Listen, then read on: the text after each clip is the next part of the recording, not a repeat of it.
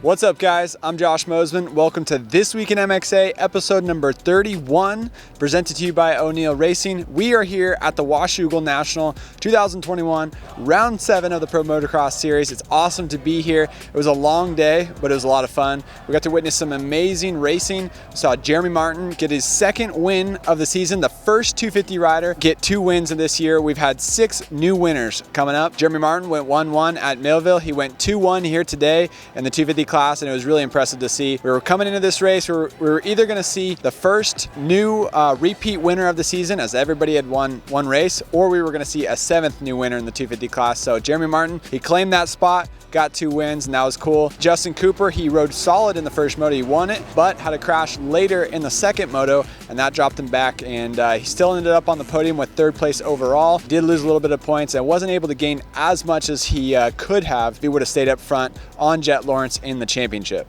It was also awesome to see RJ Hampshire get a solid day in, ride smooth, end up on the podium with 2nd overall, so that was really cool. I got to talk to him after the race. Also, my little brother, he was going super fast today. I was looking forward to seeing how he could do on this track, as he's done well here in the past. He got 4th in the first moto. He was pressuring Jeremy Martin. Second moto, went down early in the race, caught up, passed a lot of guys, got up to 7th, so he ended up 6th overall. His teammate, Pierce Brown, he did really well. He got 5th overall, so really good for the Troy Lee Designs Gas 250 team. Overall, a lot of fun watching these guys. Getting into the 450 class, it was super cool to see Chase Sexton get his first win of the season, his second 450 win. If you remember last year, he won at the Paula season finale. That was his rookie 450 outdoor season. This year, he's had some big struggles. He crashed a lot in Supercross.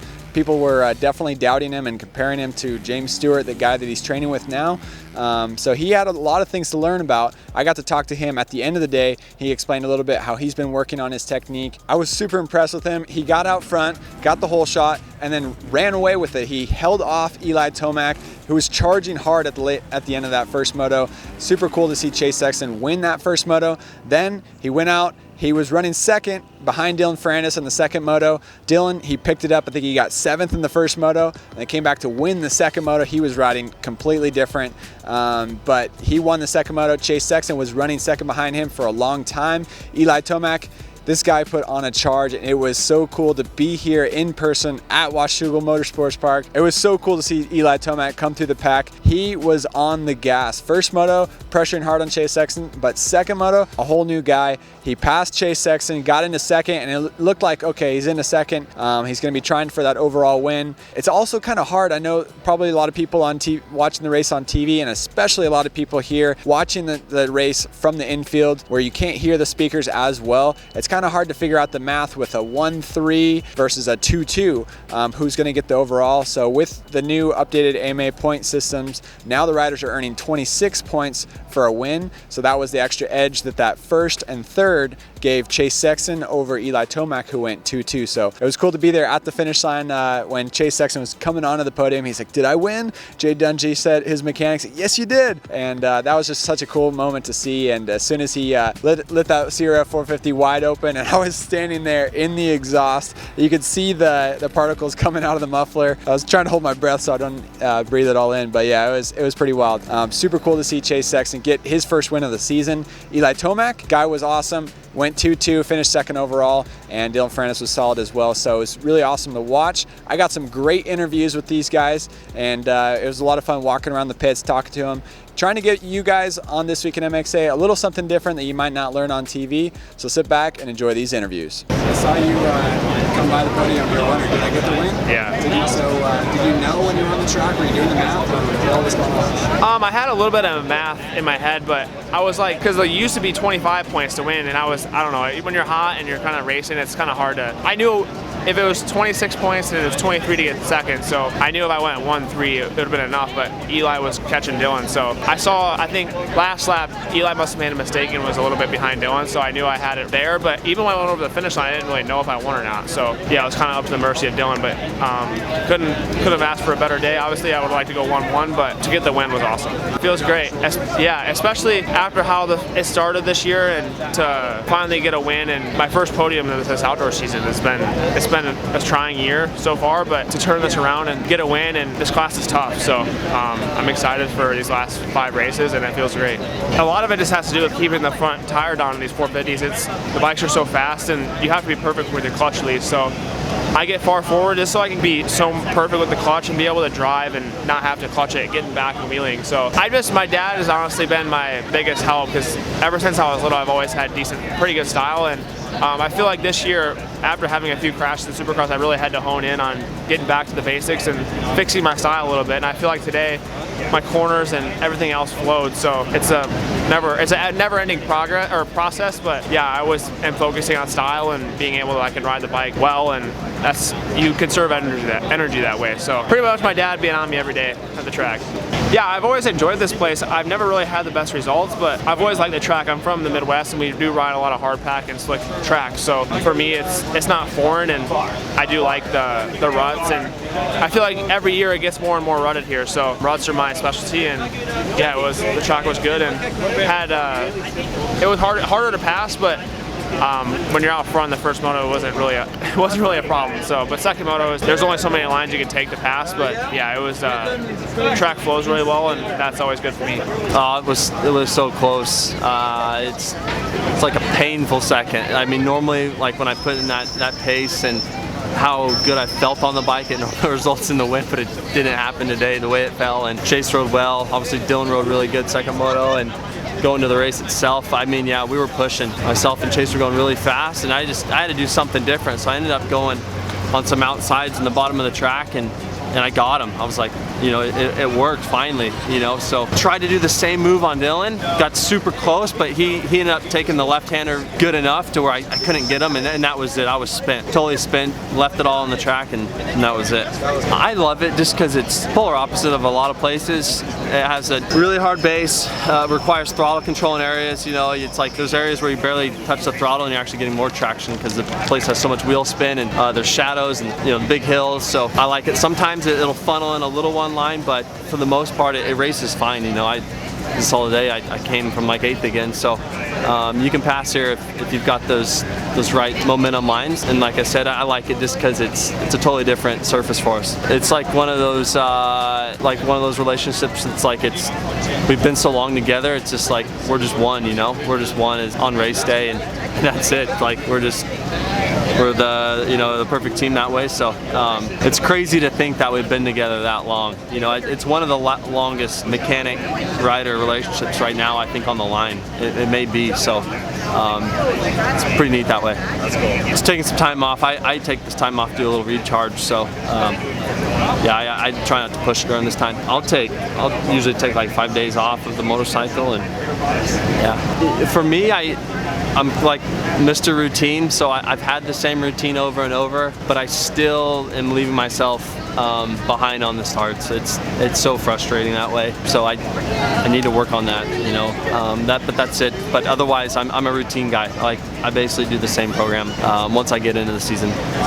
Yeah, first practice, third lap in, I was just like getting going, and next thing I know, I'm flipping through the air. So a little bummed out about that. I think that set the tone for the day, and I rode timid the rest of the day. I think I didn't trust my bike. I didn't trust myself in some corners. So the last thing I wanted to do was end up on my head again. So rode timid, and that showed in my riding. I had 2 good starts, and I didn't capitalize on them. I got shuffled back quick and lost that lead group really fast. And I kind of funneled in both motos into 8th place, and man, that's where I finished. It was an 8-8 day, and that's the best I had today with under those circumstances. You know, that crash was huge, and luckily I was able to, you know, only deal with just like a dead leg, which is very minor. And one of those things could end your day, and luckily I was able to get up and finish the rest of the day. So, you know, can't be too bummed, but I do want to be inside that top 5, and you know that's the goal for Unadilla. For sure, fan base. Yeah, it grows every week. We have merch, and then I get to see it every week. People wearing our merch and telling us that they watch our videos. We've been doing this since 2016 when I came back to racing. We started this, and man, we try to do as much as possible every race weekend and try to get behind the scenes. You know, when we're in the semi and people don't get to go in there, you get to see behind the scenes of us talking to mechanics, whatever, other riders, and the ups and downs that we go through. I think it's cool. Like, yeah, Troll Train has one. A bunch of guys are coming out with them, and I watch them all. You know, I'm a fan too, first most, and I love to see that behind the scenes of everybody, whether it's a privateer or a factory guy. So I think it's cool, and it's only going to grow our sport. Yeah, pretty solid day. Qualifying wasn't great, but actually felt pretty good. We made a good bike change. Got 2 good starts. First moto was solid. We were battling hard, and then second moto I was ready to battle again and stalled it about 6 laps in and didn't get back going after that. But we settled in, 2-3 on the day, second overall. Stoked for the whole team. Glad we can get the bike back up there. It's good right now. I'm comfortable, so looking forward to keep on going. Unadilla next, so good time off and regroup, recover, spend some time with the family, and see you in a couple weeks. There's an issue that I had at Redbud from a crash. I messed my thumb up pretty bad, so I struggle with strength right now on my right hand. It is a lot of the reason why I keep washing my front. This weekend we didn't have that, so that was a positive. I didn't even think about it, try not to focus about it. Didn't happen, so let my thumb try to recover a little bit here in this time off. Maybe go get another MRI or something, see what's going on. Speed's there. I'd like to get a couple more wins before this is over. So yeah, I mean, it's awesome. Zach's a good dude. If I'm a kid looking up to everyone in the pits, you want to be Zach Osborne. Dude's a solid guy, and yeah, as soon as I figured out he wasn't racing outdoors, I called him right away. I was like, hey, look, you know, we're pretty good friends now. I was like, you know, the team will support this. Let's see what we can do in the future. But right now, you know, I need some help. He comes out during the week, helps me out at the track, and then of course on the weekend, just having his experience. Chelsea with the bike setup also, so he's been there, done it. I mean, the guy's literally been in the same footsteps, so just use him as knowledge, and heck, he's 2 for 3 right now on podiums, so we'll take it. Yeah. First hole shot as a pro was awesome. It's so nice to just come around the first turn and then be able to pick whatever lines you wanted and not get roosted was so nice. I led for only like 5 laps or something, and then got like the worst arm pump I've ever gotten. And everybody knows how it is riding with arm pump. It's like, it's impossible. So faded back to 11th, but yeah, it was nice to just lead some laps. I've never done that, so it's cool to show people that, you know, I could do it and not just get passed right away on the first lap. The pace is high. Yeah, the pace is really high, and you know, they put it on the line, especially for those first couple laps, you know. So yeah, it was good, and I honestly felt really comfortable up there. It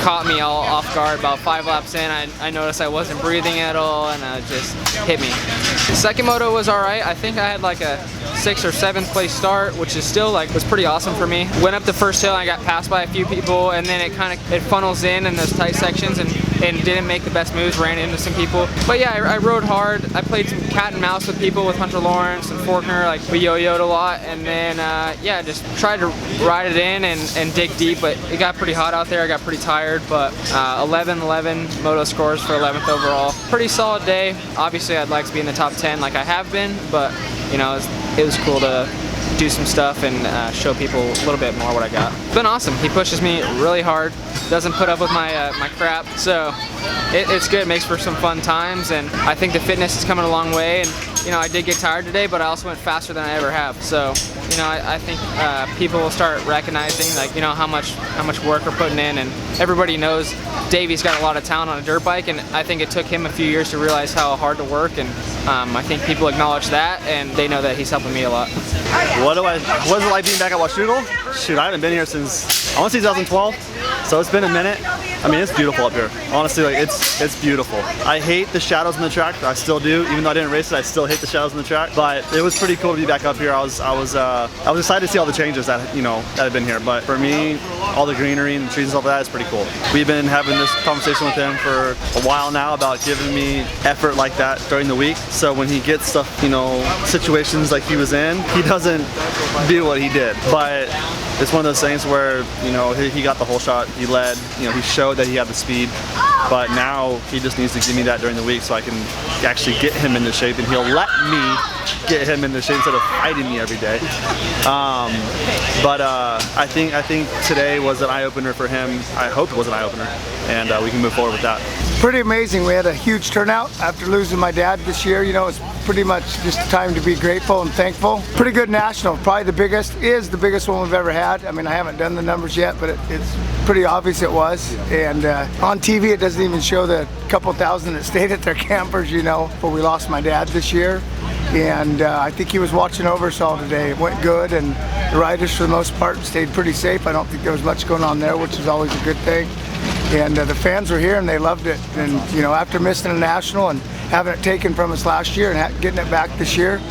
We're really happy to have what we had, and hopefully we can figure a way to get them back next year. Well, we all know there was COVID, and then we're one of the tougher states with our governor and where he was at, being with his safe plan or whatever you want to call it. I'd say most of the people out here were chomping at the bit, and they missed it last year. And from what I've heard, motocross sales are off-road or up across the U.S. And I've heard the Northwest is one of the, probably even like 10% above any of them. I think that showed today here at this track.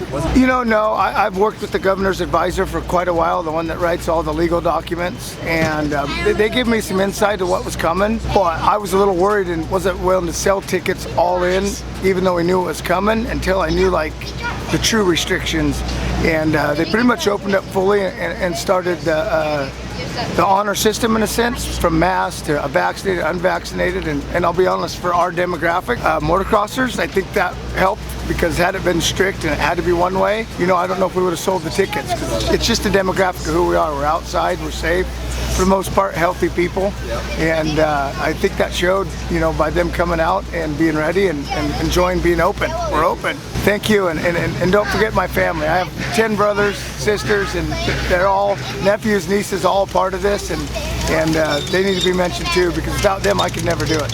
We're also getting into the new gear season, and we saw some of the 2022 gear from Fly Racing today here at the track. RJ Hampshire was wearing it, Justin Bogle and Joey Savacci were wearing it. It's pretty cool stuff. Jason Thomas from Fly Racing came over to the MXA offices a few weeks ago to show us the new gear and talk about it. Here's a little intro about it. Yeah, so I think the big thing for 22 is just trying to make subtle improvements. We've had some really fundamental changes for 2021, and we're really trying to build something in each category and each line that works for a specific customer. Whether you're looking for athletic fit, or a little bit of a looser fit, or if you want stretch materials, or if you're budget minded, we really want to offer something that specifically works for you and your needs. And it's great that the brand has gotten so big now that we can, whether it's the Evo line, the Light line, the Kinetic line, or the F16 line, there's something that's purpose built and specifically in mind for your budget and your need. One, you got the lightest pant on the market, right? Yes. Yeah, with the light pant, and conveniently named the light pant. That was the one that we changed for 2021, and it's now a zipperless entry. It's pretty revolutionary design that way, that we're still kind of telling that story, but to get the weight down, a big part of that was removing the buckles and the zippers and all that stuff that's really unnecessary